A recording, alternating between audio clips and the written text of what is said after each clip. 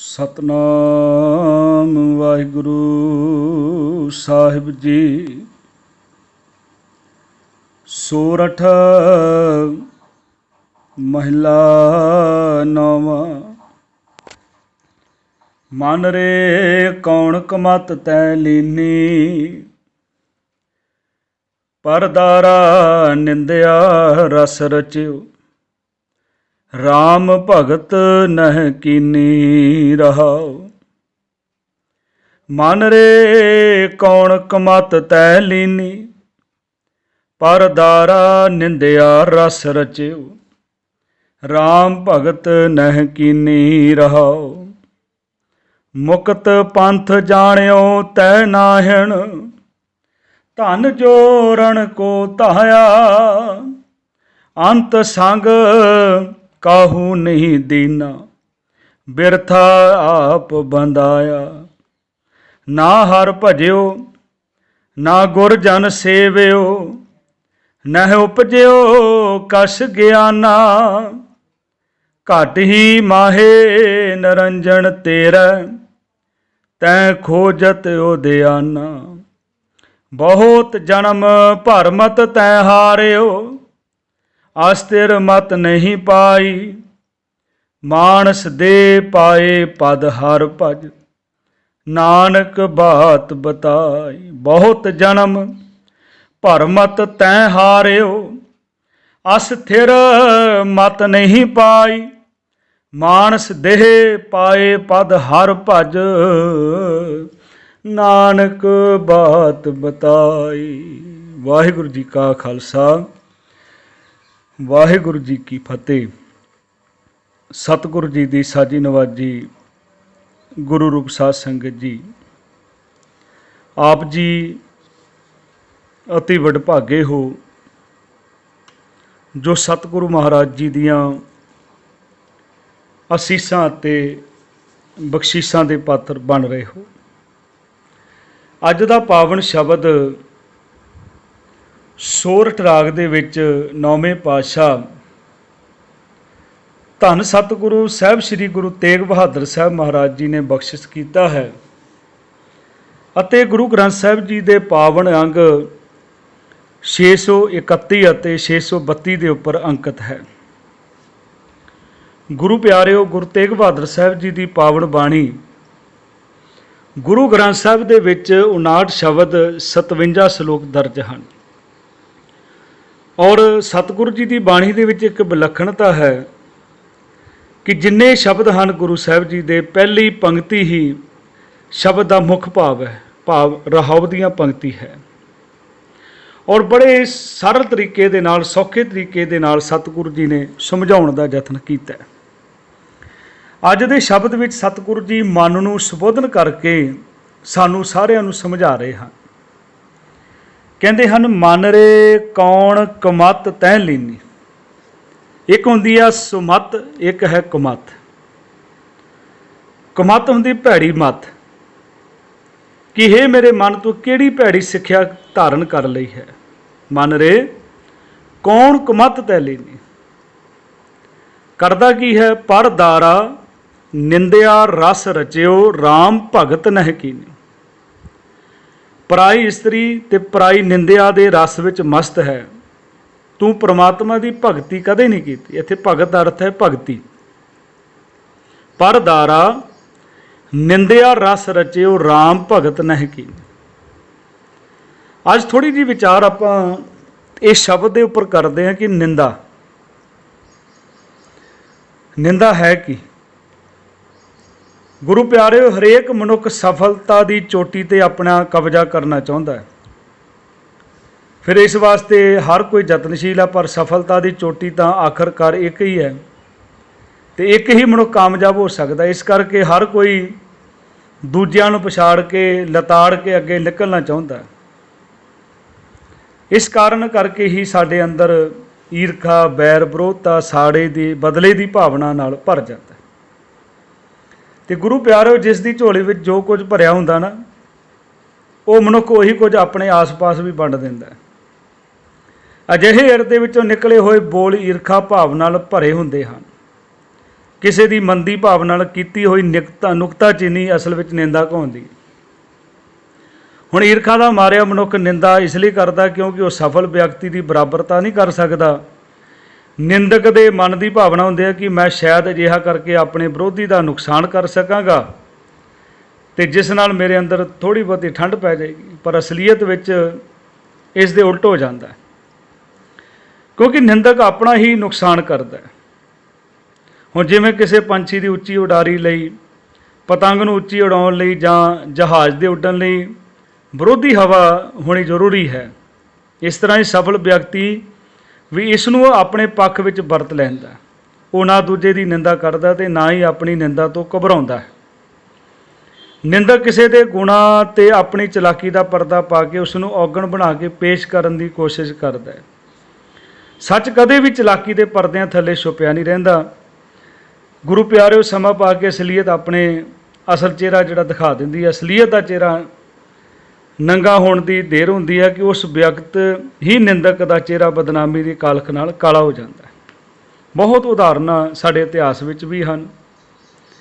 ਸਤਿਗੁਰੂ ਪਾਤਸ਼ਾਹ ਮਹਾਰਾਜ ਜੀ ਨੇ ਸਾਡੇ 'ਤੇ ਕਿਰਪਾ ਕੀਤੀ। ਹੁਣ ਕਿਉਂ ਜਿਸ ਵੇਲੇ ਇੱਕ ਹੋਰ ਵੀ ਭਾਵਨਾ ਬਣ ਜਾਂਦੀ, ਮਨੁੱਖ ਨਿੰਦਾ ਦਾ ਕਹਿ ਦਿੰਦੇ ਵੀ ਭਾਈ ਕਿਸੇ ਨੂੰ ਕੋਈ ਸਿੱਖਿਆ ਦੀ ਗੱਲ ਕੀਤੀ ਜਾਏ ਤਾਂ ਉਹ ਵੀ ਉਹਨਾਂ ਨੂੰ ਨਿੰਦਾ ਲੱਗਦੀ ਹੈ। ਹੁਣ ਜੇ ਮਾਂ-ਬਾਪ ਹਨ, ਉਸਤਾਦ ਹੈ, ਸਕੂਲ ਦੇ ਵਿੱਚ ਟੀਚਰ ਹਨ, ਉਹ ਕਰੜੇ ਤੋਂ ਕਰੜੇ ਵਚਨ ਬੋਲਦੇ ਆ ਪਰ ਸਾਡੇ ਭਲੇ ਵਾਸਤੇ ਬੋਲਦੇ, ਉਹ ਨਿੰਦਾ ਨਹੀਂ ਹੈ। ਨਿੰਦਾ ਦੀ ਪਰਿਭਾਸ਼ਾ ਸਮਝਣੀ ਹੋਵੇਗੀ। ਚੋਰ ਨੂੰ ਚੋਰ ਕਹਿਣਾ ਨਿੰਦਾ ਨਹੀਂ ਹੈ। ਸੱਚ ਨੂੰ ਸੱਚ ਕਹਿਣਾ, ਝੂਠ ਨੂੰ ਝੂਠ ਕਹਿਣਾ, ਇਹ ਜੀਵਨ ਹੈ। ਜੇ ਹੁਣ ਫੁੱਲਾਂ ਨੂੰ ਕੰਢੇ ਕਹੀ ਜਾਓ, ਕੰਢਿਆਂ ਨੂੰ ਫੁੱਲ ਕਹੀ ਜਾਓ, ਇਹ ਤਾਂ ਝੂਠੀ ਉਸਤਤ ਹੈ। ਸਤਿਗੁਰੂ ਪਾਤਸ਼ਾਹ ਮਹਾਰਾਜ, ਹੁਣ ਭਗਤ ਕਬੀਰ ਜੀ ਦਾ ਜਨਮ ਬਨਾਰਸ ਦੀ ਧਰਤੀ 'ਤੇ ਹੋਇਆ। ਬਨਾਰਸ ਹਿੰਦੂ ਧਰਮ ਦੀਆਂ ਗਤੀਵਿਧੀਆਂ ਲਈ ਪ੍ਰਸਿੱਧ ਸ਼ਹਿਰ ਹੈ। ਗੁਰੂ ਪਿਆਰੇ ਇੱਥੇ ਹਿੰਦੂ ਵਿਚਾਰਧਾਰਾ ਬਹੁਤ ਗਲਵਾ ਸੀ ਉਹਨਾਂ ਦਾ।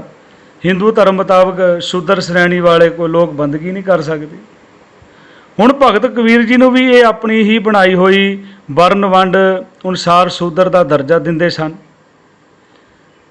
ਭਾਵੇਂ ਭਗਤ ਕਬੀਰ ਜੀ ਇਹਨਾਂ ਨੂੰ ਰੱਬੀ ਗਿਆਨ ਵੰਡਦੇ ਸਨ, ਪਰ ਇਹ ਵਿਤਕਰੇ ਕਾਰਨ ਭਗਤ ਕਬੀਰ ਜੀ ਦੀ ਬਹੁਤ ਨਿੰਦਾ ਕਰਦੇ ਸਨ। ਹੁਣ ਭਗਤ ਕਬੀਰ ਸਾਹਿਬ ਜੀ ਆਖਦੇ ਆ ਕਿ ਇਹਨਾਂ ਲੋਕਾਂ ਦੇ ਕਹਿਣ ਨਾਲ ਕੀ ਹੁੰਦਾ, ਜਿਨ੍ਹਾਂ ਦੇ ਮਨਾਂ ਵਿੱਚ ਕੋਈ ਰੱਬੀ ਸੂਝ-ਬੂਝ ਹੀ ਇਹ ਨਹੀਂ। ਮੈਂ ਤਾਂ ਅਜਿਹੇ ਸਾਰੇ ਵਿਕਾਰ ਕੰਮ ਤਿਆਗ ਦਿੱਤੇ ਹਨ, ਇਹਨਾਂ ਦੀ ਥਾਂ ਇੱਕ ਨਿਰੰਕਾਰ ਨਾਲ ਗੂੜ੍ਹੀਆਂ ਪ੍ਰੀਤਾਂ ਪਾ ਲਈਆਂ। ਕਬੀਰ ਸਾਹਿਬ ਜੀ ਦਾ ਸ਼ਲੋਕ ਹੈ 46 ਨੰਬਰ ਦਾ। ਕਬੀਰ ਲੋਗ ਕੈ ਨਿੰਦੈ ਬਪੜਾ, ਜੈ ਮਨ ਨਾਹੀ ਗਿਆਨ, ਰਾਮ ਕਬੀਰਾ ਰੱਬ ਰਹੇ, ਅਵਰ ਤਜੇ ਸਭ ਕਾਮ। ਧੰਨ ਸਾਹਿਬ ਗੁਰੂ ਅਮਰਦਾਸ ਮਹਾਰਾਜ ਜੀ ਨੇ ਤਾਂ ਉਹਨੂੰ ਮੂਰਖ ਆਖਿਆ, ਮੂਰਖ ਦੀ ਉਪਾਧੀ ਦਿੱਤੀ ਹੈ ਨਿੰਦਾ ਕਰਨ ਵਾਲੇ ਨੂੰ, ਅਤੇ ਮੂੰਹ ਆਪਣਾ ਕਾਲਾ ਕਰਵਾ ਲੈਂਦਾ ਅਤੇ ਸੁੱਖਾਂ ਨੂੰ ਵੀ ਤਬਾਹ ਕਰ ਲੈਂਦਾ ਅਤੇ ਦੁੱਖ ਸਹੇੜ ਸਕਦਾ। ਸਤਿਗੁਰੂ ਜੀ ਕਹਿੰਦੇ ਹਨ, ਨਿੰਦਾ ਭਲੀ ਕਿਸੇ ਕੀ ਨਾਹੀ, ਮਨਮੁਖ ਮੁਗਧ ਕਰੇ। ਮੂੰਹ ਕਾਲੇ ਤਿੰਨ ਨਿੰਦਕਾਂ, ਨਰਕੇ ਘੋਰ ਪਵਨ। ਹੁਣ ਧਰਮ ਦੀ ਦੁਨੀਆ ਵਿੱਚ ਮੁਕਤੀ ਪ੍ਰਾਪਤ ਕਰਨ ਨੂੰ ਸੂਝ-ਬੂਝ ਉੱਚਾ ਮੁਕਾਮ ਮੰਨਿਆ ਜਾਂਦਾ। ਇਸ ਕਰਕੇ ਅਨੇਕਾਂ ਲੋਕ ਆਪਣੇ ਹੀ ਤਰ੍ਹਾਂ ਦਾ ਭੇਖ ਬਣਾ ਕੇ ਮੁਕਤੀ ਦੀ ਪ੍ਰਾਪਤੀ ਯਤਨ ਕਰਦੇ ਹਨ। ਪਰ ਸਤਿਗੁਰੂ ਜੀ ਗੁਰੂ ਤੇਗ ਬਹਾਦਰ ਸਾਹਿਬ ਨੇ ਇੱਕ ਬਹੁਤ ਨਿਵੇਕਲਾ ਰਾਹ ਦੁਨੀਆ ਨੂੰ ਦਿਖਾਇਆ।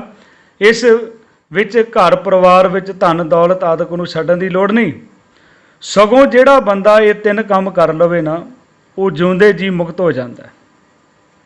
ਉਹ ਕਿਹੜੇ ਕੰਮ ਹੈ? ਇਹ ਤਿੰਨ ਕੰਮ ਹਨ। ਪਹਿਲਾ, ਸਭ ਤੋਂ ਪਹਿਲਾਂ ਤਾਂ ਆਪਣੀ ਉਸਤਤ ਸੁਣਨੀ ਅਤੇ ਲੋਕਾਂ ਦੀ ਝੂਠੀ ਤਾਰੀਫ ਕਰਨੀ ਛੱਡ ਦੇ। ਦੂਜਾ, ਲੋਕਾਂ ਦੀ ਨਿੰਦਾ ਕਰਨੀ ਤਿਆਗ ਦੇ। ਅਤੇ ਤੀਜਾ ਕੰਮ ਹੈ ਕਿ ਲੋਹੇ ਅਤੇ ਸੋਨੇ ਨੂੰ ਇੱਕ ਬਰਾਬਰ ਸਮਝੇ, ਭਾਵ ਗਰੀਬ ਅਤੇ ਅਮੀਰ ਨੂੰ ਇੱਕੋ ਜਿਹਾ ਹੀ ਅਦਬ ਸਤਿਕਾਰ ਦੇਵੇ।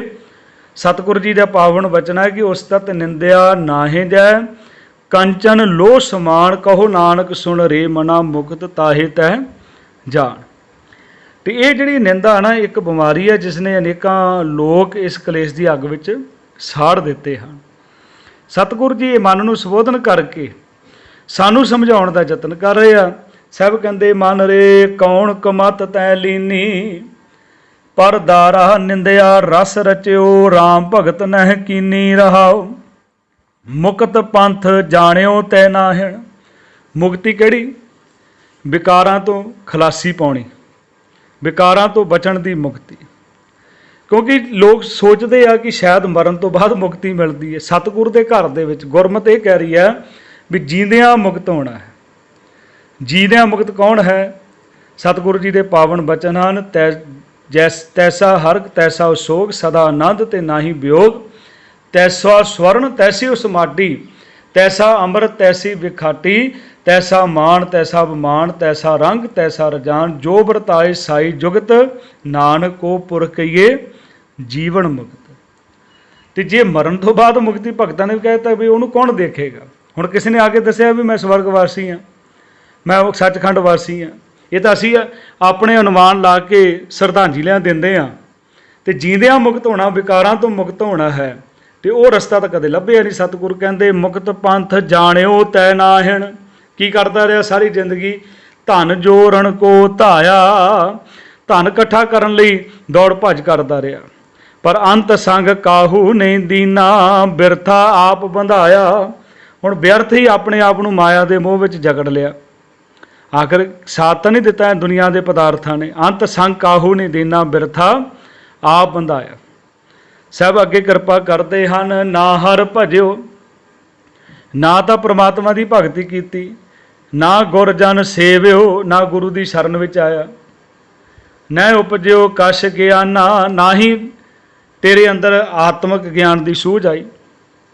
ਘਟ ਹੀ ਮਾਹੇ ਨਿਰੰਜਨ ਤੇਰਾ, ਤੈਂ ਖੋਜਤ ਉਦਿਆਨਾ। ਉਹ ਅਕਾਲ ਪੁਰਖ ਪ੍ਰਮਾਤਮਾ ਤਾਂ ਤੇਰੇ ਹਿਰਦੇ ਵਿੱਚ ਵਸ ਰਿਹਾ, ਪਰ ਤੂੰ ਬਾਹਰ ਜੰਗਲਾਂ ਵਿੱਚ ਉਸਨੂੰ ਭਾਲ ਰਿਹਾ। ਕਾਹੇ ਰੇ ਬਨ ਖੋਜਣ ਜਾਈ, ਸਰਬ ਨਿਵਾਸੀ ਸਦਾ ਲੇਪਾ, ਤੋਹੀ ਸੰਗ ਸਮਾਈ। ਰੱਬ ਬਾਹਰ ਨਹੀਂ ਹੈ। ਇਹ ਤਾਂ ਸਤਿਗੁਰੂ ਮਹਾਰਾਜ ਬਾਰ-ਬਾਰ ਬਾਣੀ ਵਿੱਚ ਆਖਿਆ, ਇਹ ਮਨ ਮਤ ਜਾਣੇ ਹਰ ਦੂਰ ਹੈ। ਸਦਾ ਦੇਖ ਹਦੂਰ, ਸਦ ਸੁਣਦਾ ਸਦ ਵੇਖਦਾ, ਸ਼ਬਦ ਰਿਹਾ ਭਰਪੂਰ। ਹੁਣ ਜੇ ਸਾਡੇ ਨਾਲ ਕੋਈ ਵਧੀਕੀ ਕਰਦੇ, ਅਸੀਂ ਤਾਂ ਉਹਨੂੰ ਕਹਿ ਦਿੰਦੇ ਭਾਈ ਰੱਬ ਦੇਖ ਰਿਹਾ, ਪਰਮਾਤਮਾ ਤੈਨੂੰ ਦੇਖ ਰਿਹਾ। ਪਰ ਸਾਨੂੰ ਵੀ ਦੇਖ ਰਿਹਾ ਨਾ ਪਰਮਾਤਮਾ। ਤੇ ਅਸੀਂ ਪੜ੍ਹ ਰਹੇ ਹਾਂ ਸ਼ਬਦ, ਗੁਰ ਮੇਰੇ ਸੰਗ ਸਦਾ ਹੈ ਨਾਲੇ, ਸੋ ਸਤਿਗੁਰ ਪਿਆਰਾ ਮੇਰੇ ਨਾਲ। ਰੱਬ ਦੂਰ ਥੋੜ੍ਹੇ। ਸਤਿਗੁਰ ਕਹਿੰਦੇ ਇਹ ਮਨ ਮਤ ਜਾਣੇ ਹਰ ਦੂਰ ਹੈ, ਸਦਾ ਦੇਖ ਦੂਰ, ਸਦ ਸੁਣਦਾ ਸਦ ਵੇਖਦਾ, ਸ਼ਬਦ ਰਿਹਾ ਭਰਪੂਰ। ਉਹ ਤੇਰੇ ਹਿਰਦੇ ਘਰ ਦੇ ਵਿੱਚ ਬੈਠਾ, ਸਭ ਕੁਝ ਦੇਖ ਰਿਹਾ। ਤੇ ਤੂੰ ਕੀ ਕੀਤਾ? ਕਹਿੰਦੇ ਸਾਰੀ ਜ਼ਿੰਦਗੀ ਪਰਮਾਤਮਾ ਨੂੰ ਜੰਗਲਾਂ ਵਿੱਚ ਹੀ ਲੱਭਦਾ ਰਿਹਾ। ਰੱਬ ਤਾਂ ਤੇਰੇ ਹਿਰਦੇ ਵਿੱਚ ਹੈ, ਘਟ ਵਿੱਚ ਹੈ। ਘਟ ਹੀ ਮਾਹੇ ਨਿਰੰਜਨ ਤੇਰਾ, ਤੈਂ ਖੋਜਤ ਉਦਿਆਨਾ। ਬਹੁਤ ਜਨਮ ਭਰਮਤ ਤੈਂ ਹਾਰਿਓ। ਬਹੁਤ ਅਨੇਕਾਂ ਜੁਨੀਆਂ ਜਿਹੜੀਆਂ ਭਟਕ ਭਟਕ ਕੇ ਮਨੁੱਖਾ ਜਨਮ ਦੀ ਬਾਜੀ ਹਾਰ ਲਈ। ਬਹੁਤ ਜਨਮ ਭਰਮਤ, ਹਸਤਿਰ ਮਤ ਨਹੀਂ ਪਾਈ। ਅਸਤਰ ਕਹਿੰਦੇ ਆ ਅਡੋਲਤਾ ਰੱਖਣ ਵਾਲੀ ਮੱਤ ਜਿਹੜੀ ਆ, ਉਹਨੂੰ ਧਾਰਨ ਨਹੀਂ ਕੀਤਾ। ਮਾਨਸ ਦੇ ਪਾਏ ਪਦ ਹਰ ਭਜ, ਨਾਨਕ ਬਾਤ ਬਤਾਈ। ਸਤਿਗੁਰੂ ਜੀ ਕਿਰਪਾ ਕਰਕੇ ਗੁਰੂ ਤੇਗ ਬਹਾਦਰ ਸਾਹਿਬ ਮਹਾਰਾਜ ਆਖ ਰਹੇ ਆ, ਕਹਿੰਦੇ ਇਹ ਗੱਲ ਸਮਝਾਈ ਕਿ ਮਨੁੱਖਾ ਜਨਮ ਦਾ ਉੱਚਾ ਦਰਜਾ ਹਾਸਲ ਕਰਕੇ ਪਰਮਾਤਮਾ ਦਾ ਭਜਨ ਕਰ। ਸਤਿਗੁਰੂ ਸੀ ਕਿਰਪਾ, ਮਾਨਸ ਦੇ ਪਾਏ ਪਦ ਹਰ ਭਜ, ਨਾਨਕ ਬਾਤ ਬਤਾਈ। ਕਾਹਦੇ ਵਾਸਤੇ ਜੀਵਨ ਮਿਲਿਆ? ਭਈ ਪ੍ਰਾਪਤ ਮਾਨੁਖ ਦੇ ਹੁਰੀਆ, ਗੋਬਿੰਦ ਮਿਲਣ ਕੀ ਇਹ ਤੇਰੀ ਵਰੀਆ। ਹਾਂ, ਮਨੁੱਖਾਂ ਨੇ ਬਹੁਤ ਕੁਝ ਕੀਤਾ। ਆਪਾਂ ਦੇਖ ਰਹੇ ਦੁਨੀਆ ਬਹੁਤ ਧਰਮ ਦੇ ਕਰਮ ਕਰ ਰਹੀ ਹੈ, ਪਰ ਜਿਹੜੇ ਨਾਮ ਨੂੰ ਛੱਡ ਕੇ ਕਰਮ ਕਾੜ ਹੀ ਕਰ ਰਹੇ ਆ, ਉਹਨਾਂ ਬਾਰੇ ਗੁਰੂ ਸਾਹਿਬ ਕਹਿੰਦੇ ਅਵਰ ਕਾਜ ਤੇਰੇ ਕਿਤੇ ਨਾ ਕਾਮ। ਤੇ ਸਤਿਗੁਰੂ ਜੀ ਕੀ ਕਰਨਾ ਚਾਹੀਦਾ?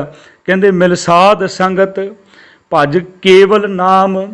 ਗੁਰੂ ਕੀ ਸੰਗਤ ਕਰ ਤੇ ਕੇਵਲ ਉਸ ਪ੍ਰਮਾਤਮਾ ਦੇ ਨਾਮ ਨੂੰ ਜਪਣਾ ਕਰ। ਤੇ ਮਨ ਨੂੰ ਸਮਝਾ ਕਿ ਇਹ ਕੰਮ ਛੱਡ ਦੇ ਕਿ ਮਨ ਰੇ ਕੌਣ ਕਮਤ ਤੈ ਲੀਨੀ, ਪਰ ਦਾਰਾ ਨਿੰਦਿਆ ਰਸ ਰਚਿਓ, ਰਾਮ ਭਗਤ ਨਹਿ ਕੀਨੀ। ਜੇ ਬੰਦਾ ਸਹੀ ਮਾਰਗ ਤੇ ਚੱਲਦਾ, ਦੂਸਰੇ ਕੰਮ ਆਪਣੇ ਆਪ ਹੀ ਛੁੱਟ ਜਾਂਦੇ ਹਨ। ਤੇ ਸਤਿਗੁਰੂ ਕਿਰਪਾ ਕਰਨ, ਬਖਸ਼ਿਸ਼ ਕਰਨ। ਗੁਰੂ ਤੇਗ ਬਹਾਦਰ ਸਾਹਿਬ ਮਹਾਰਾਜ ਦੇ ਦੱਸੇ ਹੋਏ ਇਹ ਆਸ਼ੀਰਵਾਦ ਬਚਨ ਜਿਹੜੇ ਆ, ਉਹ ਸਾਡੇ ਜੀਵਨ ਦਾ ਆਧਾਰ ਬਣ ਜਾਏ। ਇਹੀ ਸਤਿਗੁਰੂ ਮਹਾਰਾਜ ਦੇ ਚਰਨਾਂ ਦੇ ਵਿੱਚ ਅਰਜ਼ੋਈ ਹੈ, ਬੇਨਤੀ ਹੈ। ਸਤਿਗੁਰੂ ਜੀ ਕਿਰਪਾ ਕਰਨ, ਸਾਰਿਆਂ ਤੇ ਮਿਹਰਮਤ ਭਰਿਆ ਹੱਥ ਰੱਖਣ, ਹੋਈਆਂ ਭੁੱਲਾਂ ਦੀ ਖਿਮਾ ਬਖਸ਼ਣੀ।